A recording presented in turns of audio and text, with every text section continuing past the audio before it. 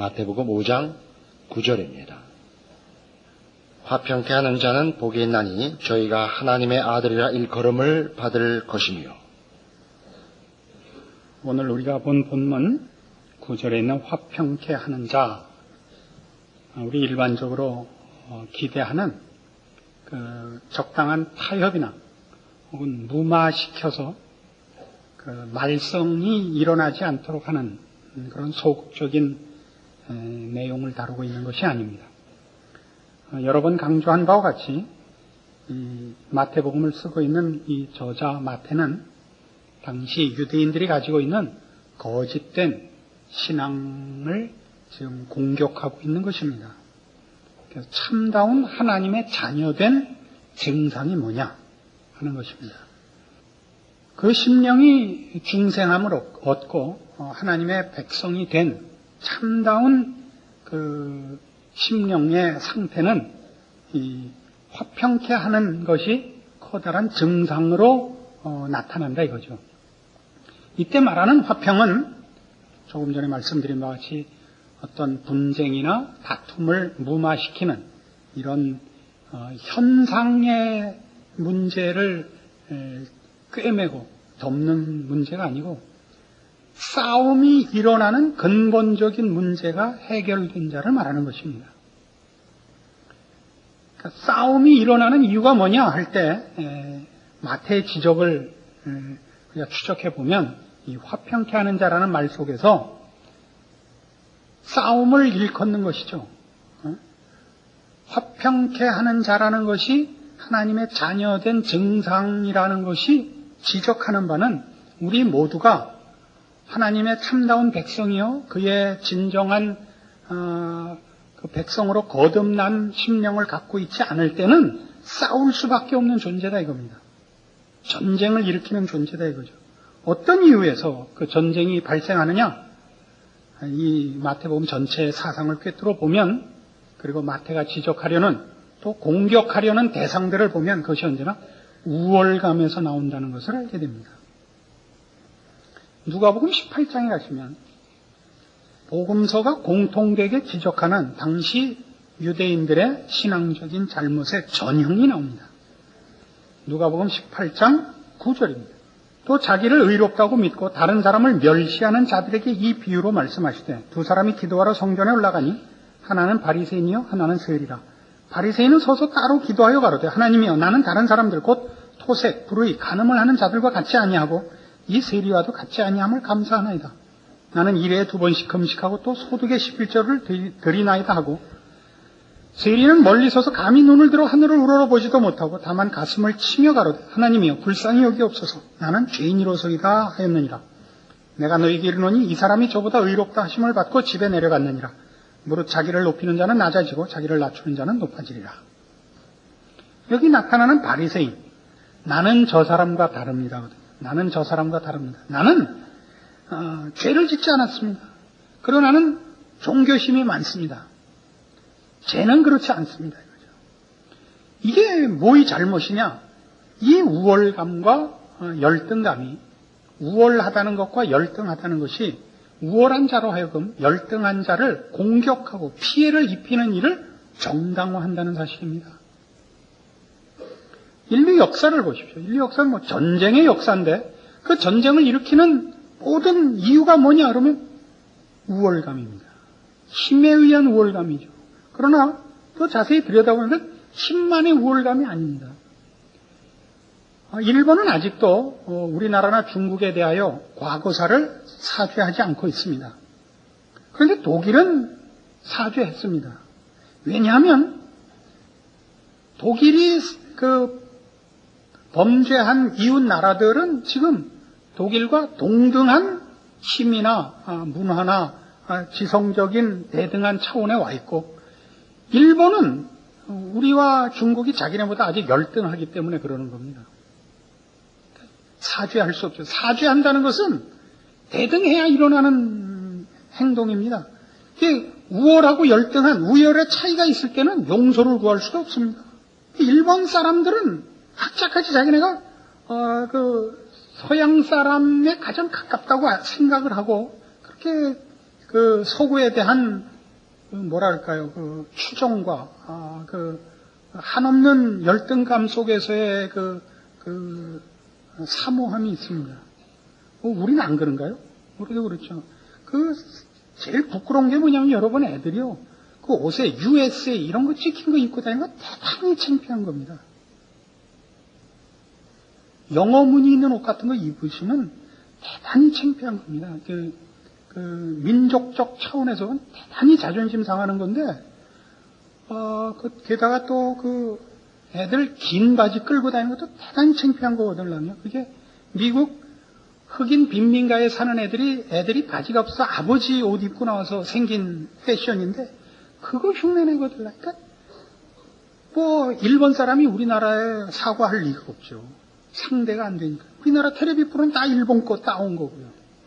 그래서 우월감을 가진 자가 그렇지 않은 자에게 동정을 베푸고 이렇게 아량을 베풀지 않습니다. 인간은 잡아먹어도 된다고 생각을 하죠.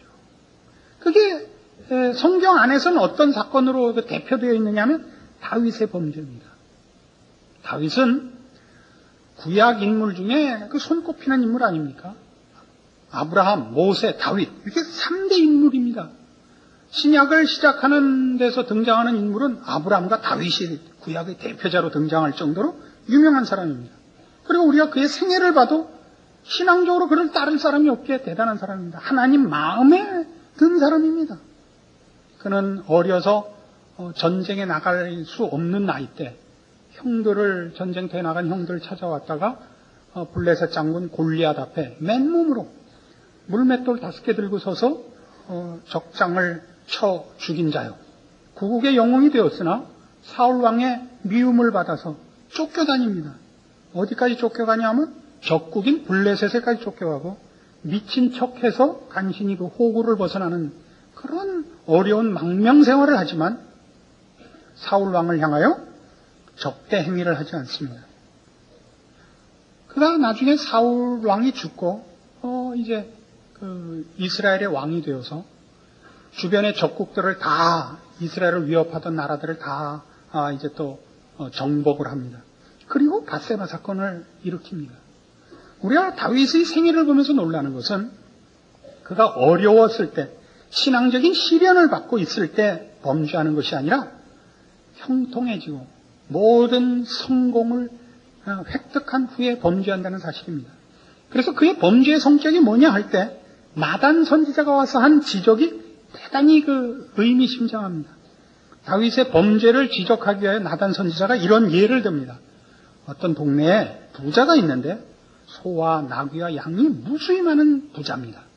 그런데 옆집에 가난한 사람이 하나 사는데 새끼 양 하나 자기 자식같이 아끼면서 하나 소유한 그 가난한 사람이 살았는데, 부잣집에 손님이 오자 이 부자가 자기 양떼에서 잡아서 대접하지 않고 그 새끼 양 하나 자식같이 아끼는 사람의 것을 뺏어서 대접했습니다. 다윗이 화를 내죠. 우리나라에 그런 악당이 있단 말이오. 당장 벌하시오. 당신이 그 사람입니다. 그 유명한 그 사건입니다. 근데 거기 등장하는 얘기가 뭐예요? 부자가 그 하나 가진 사람 걸 왜 뺏어요? 말이 안 되잖아요. 자기는 많을 거, 저 사람 그거 하나인데. 근데 그 뺏는 이유가 뭐냐? 나는 뺏어도 되는 사람이다요. 이 많은 걸 소유한 것은 나는 너와 다른 사람이고, 넌 그거밖에 없는 것은 너는 있으나 마나 한 사람이고, 그거 하나 가지나 마나 한 사람이고, 그래서 내가 널 뺏어도 된다 이거죠. 거기다 신앙까지 동원해서 하나님이 나는 인정해서 이 많은 복을 줬고, 너는 하나님이 미워해서 안 준 거야.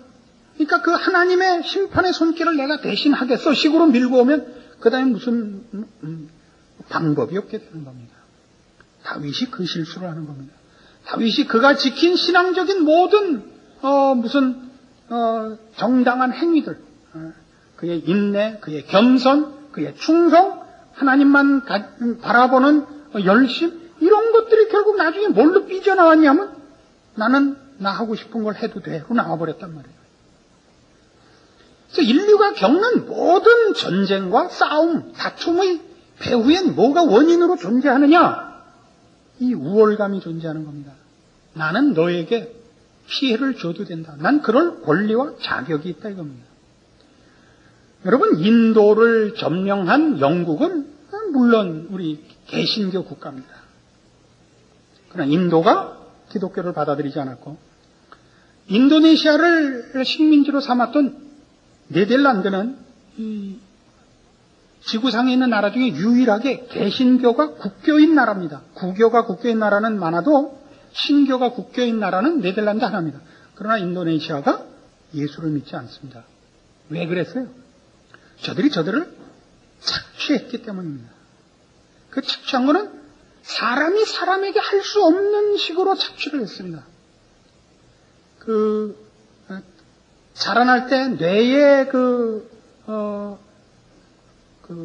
뇌의 완성에 결정적인 영향을 미치는 소금 같은 것들을 절대량이 부족하도록 통제를 해서 바보를 만드는 짓들을 하고, 아프리카 같은데 영국 사람들이 가서 무슨 사업을 벌이면 원주민들을 동원해서 일을 시키면서 그 공사 감독을 인도 사람을 써요. 잔혹하게 일을 시킵니다. 그래서 원주민들이 바보같이 그 인도 감독한테 증오심을 품고 어쩌다 만나게 되는 주인한테 호소를 합니다. 영국 주인한테. 저 인도 사람 감독관이 이렇게 저렇게 나쁜 짓을 합니다라고 웃으면서 그랬냐고. 내가 몰랐다고. 시정시키겠다고. 그리고 감독관을 불러서 그래요. 너 어떻게 했길래 제가 나한테 와서 불평을 하게 하냐? 그래서 또 죽여요. 그래서 아프리카 사람들은 인도 감독관을 더 미워하고 영국은 안 미워해요. 이 교활한 파란 눈에 코 빼죽한 악당들을 몰라봤다. 인종차별을 하자는 게 아닙니다. 지난주에도 말씀드린 것처럼 우리도 가졌으면 악당 노릇을 했을 거니까. 지난 몇 년 동안 우리가 달러 좀 갖고 있는 동안에 동남아의 값싼 노동력이 한국에 들어왔습니다. 얼마나 괄세했는지 아십니까? 사람 취급을 안 했어요. 어느 날 슈퍼에 갔다가 우리 동네가 아니고 저 밖에 어디 갔다 슈퍼에 갔는데 아마 파키스탄 사람인지 방글라데시 사람인지가 왔는데 이 카운터에 있는 아가씨가 쳐다를 안 봐서 계산을 못해요. 똥강아지가 와도 그렇게 안 했을 거예요. 똥강아지가 오면 잡아먹을 생각이라도 했을 거예요. 생물 취급을 안 해요.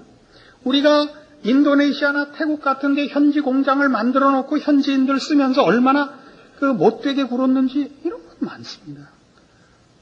월남 전쟁 때 파월 군들이 가서 얼마나 못된지.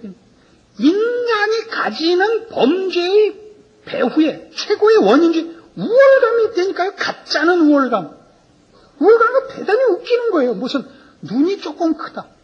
키가 조금 크다. 무슨 공부를 조금 잘했다. 이런 것들로 할 수 없는 짓을 한단 말이에요. 사람이 사람에 대해서. 딴 데 대해서는 사람에 대해서 더 지랄해요. 우리 LA 흑인 폭동 나고 한참 난리 법석을 벌일 때 미국에 무슨 사건이 있었냐면 동부에서 고양이가 고층 빌딩에 올라가는 나무 꼭대기에 올라가면 못 내려오고 있어서 온 시가 법석을 떨고 소방대가 출동해갖고 구출한 얘기가 톱으로 났어요, 사건으로. 그러니까 미국에서는 기르는 고양이 새끼만도 이 유색인종은 대접을 못 받는 거예요. 그건 자기네들이 기르는 애완동물이고 우리는 가짜는 족속인 거예요. 화를 내자는 게 아닙니다. 그게 우리 속에 있는 생각이라고요. 여러분, 예수 믿는 사람들의 본인은 잘한다고 하면서 싸움을 불러일으키는 거 보실래요? 출퇴근하는 전철역이 얼마나 복잡해요. 거기 서서 전도를 해요. 길을 막고 광화문 앞에 받고 하는 거예요. 예수 믿으라 이거야. 안 믿으면 지옥 간다. 근데 왜 무례하고 몰상식한 짓을 하냐면 무지무지하게 중요한 얘기를 하러 갔다는 우월감 때문에요. 당신의 영혼과 영원한 운명에 관한 얘기를 하러 갔으니까 이 사람들이 출근을 해야 되고 지금 바쁘고 하는 상대방에 대한 배려에 어떤 예우가 없다고요. 몰상식해도 되고 무례해도 해도 된다고 생각을 하는 거예요. 여러분, 전도를 하면 무조건 되는 게 아니에요. 상식 있고 경우 있게 하셔야 돼요. 아무 때나 문 열고 쳐들어오는 왜 당신은 예수 믿으라. 이게 얼마나 중요한 일인지. 그러니까 당신 나한테 이 중요한 얘기를 하려면 이 중요한 얘기 앞에 있는 보다 쉽고 기초적인 예의를 지키고 와라. 그게 세상 사람들의 반론이에요. 근데 너희 같은 놈들이 믿는 예수라면 난 싫다. 너랑 같이 가야 되는 천국이면 싫다 이거예요. 알아들으세요? 이거 크리스마스 절기 이렇게 댕댕 거려야 되는 거예요, 제가. 그러니까 예수를 믿는다는 게 뭔지를 몰라요. 예수를 믿어 이 싸움에서 벗어나 있어야 돼요. 우리가 모두 죄 아래 있고 은혜를 필요로 하는 대상이라는 깊은 이해로 말미암는 동등한 예의를 갖고 상대방을 대접할 줄 알아야 되는 거예요. 그때 비로소 평화가 있단 말이죠. 그때 비로소 싸움이 없어진단 말이에요. 마태복음 22장에 가시면 34절에 이런 말씀이 나옵니다. 예수께서 사두개인들로 대답할 수 없게 하셨다 함을 바리새인들이 듣고 모였는데 그 중에 한 율법사가 예수를 시험하여 묻되 선생님이여 율법 중에 어느 계명이 크니까? 예수께서 가라사대 내 마음을 다하고 목숨을 다하고 뜻을 다해 주 너의 하나님을 사랑하라 하셨으니 이것이 크고 첫째 되는 계명이요 둘째는 그와 같으니 네 이웃을 내 몸과 같이 사랑하라 하셨으니 이 두 계명이 온 율법과 선지자의 강령입니다. 이게 여기 왜 등장해 있냐면요. 이게 재밌는 거예요.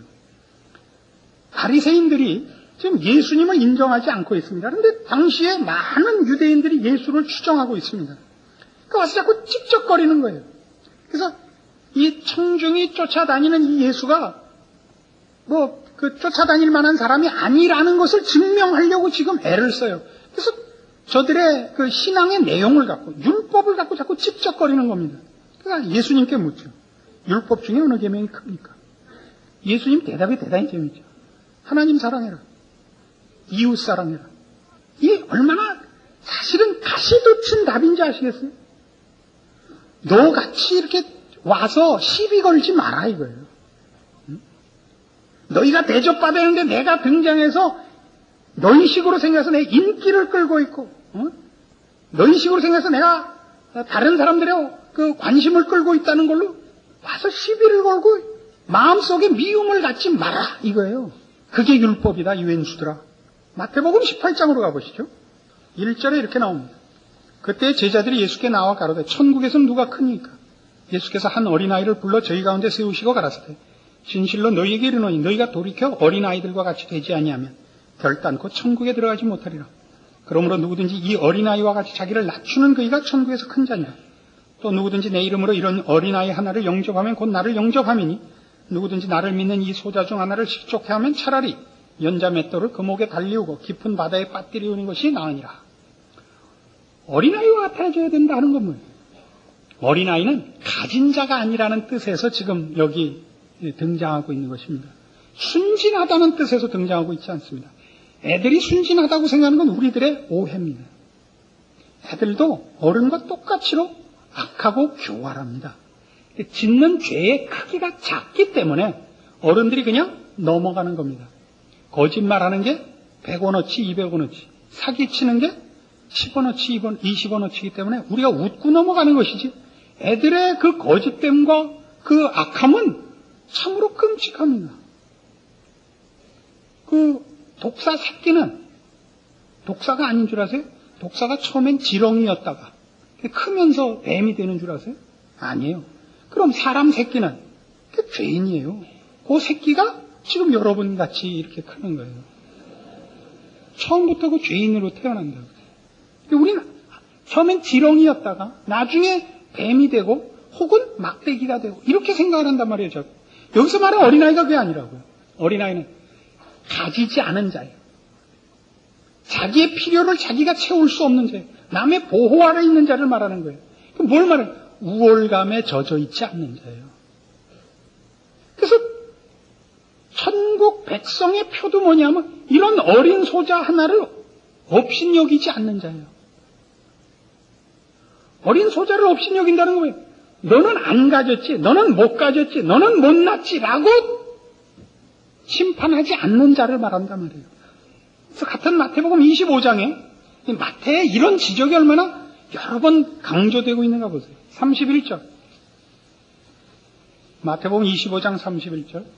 인자가 자기 영광으로 모든 천사와 함께 올 때 자기 영광의 보좌에 앉으리니 모든 민족을 그 앞에 모으고 각각 분별하기를 목자가 양과 염소를 분별하는 것 같이 하여 양은 그 오른편에 염소는 왼편에 두리라.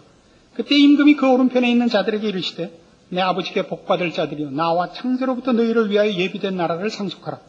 내가 줄일 때 너희가 먹을 것을 주었고 목마를 때에 마시게 하였고 나그네 되었을 때 영접하였고 벗었을 때 옷을 입혔고 병들었을 때 돌아보았고 옥에 갇혔을 때 와서 보았느니라.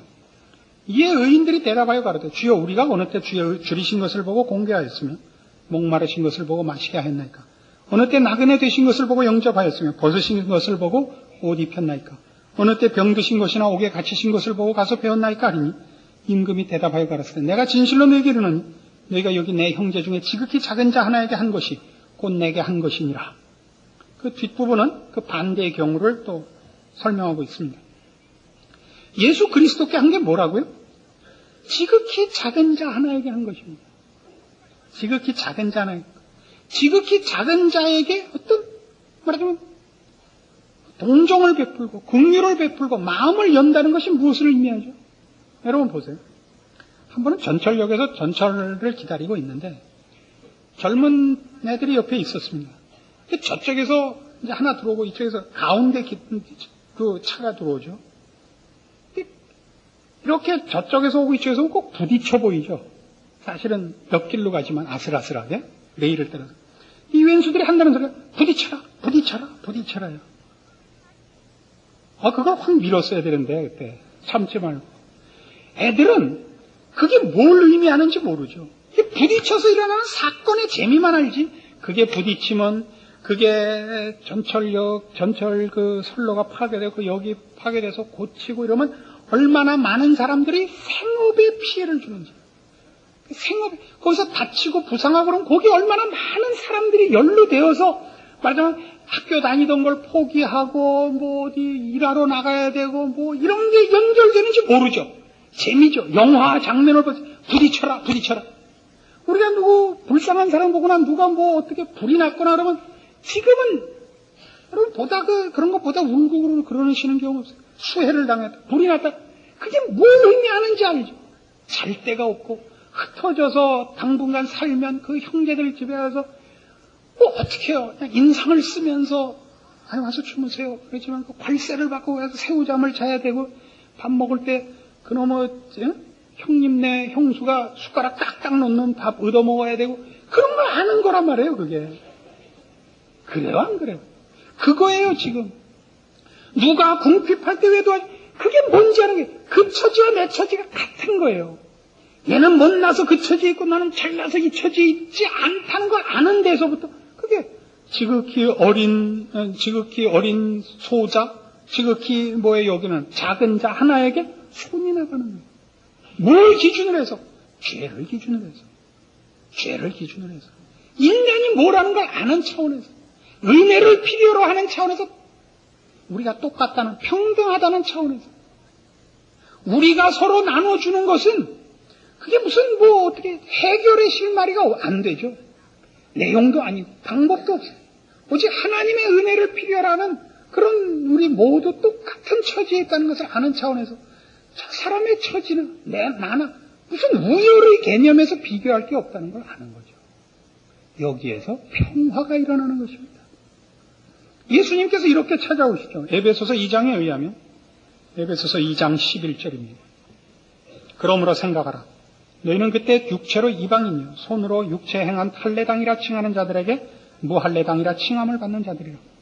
그때 너희는 그리스도 밖에 있었고 이스라엘 나라 밖의 사람이라 약속의 언약들에 대해 외인이요 세상에서 소망이 없고 하나님도 없는 자이더니 이제는 전에 멀리 있던 너희가 그리스도 예수 안에서 그리스도의 피로 가까워졌느니라. 그는 우리의 화평이신지라 둘로 하나를 만드사 중간에 막힌 담을 허시고 원수된 것 곧 의문에 속한 계명의 율법을 자기 육체로 폐하셨으니 이는 이 둘로 자기 안에서 한 세 사람을 지어 화평하게 하시고 또 십자가로 이 둘을 한 몸으로 하나님과 화목하게 하려 하심이라. 원수된 것을 십자가로 소멸하시고 또 오셔서 먼 데 있는 너희에게 평안을 전하고 가까운 데 있는 자들에게 평안을 전하셨으니 이는 저로 말미암아 우리 둘이 한 성령 안에서 하나님께 아버지께 나아감을 얻게 하려 하십니다. 예수 그리스도께서 선민이라는 우월감 속에 쌓여있는 이 이스라엘과 이방인을 어떻게 화목했다고요? 그 자신을 제물로 삼아 십자가로 둘을 하나로 묶고 또 하나님과 원수된 우리 사이를 십자가로 화목했다. 예수 그리스도께서 우월한 입장에서 우리를 가르치고 교훈하고 명령하고 이렇게 평화를 만드시는 것이 아니라 스스로 하늘에 썩는 미랄이 되며 스스로 십자가를 지시는 우리 죄를 지는 어린 양의 제물이 되심으로 이 문제를 해결하시죠.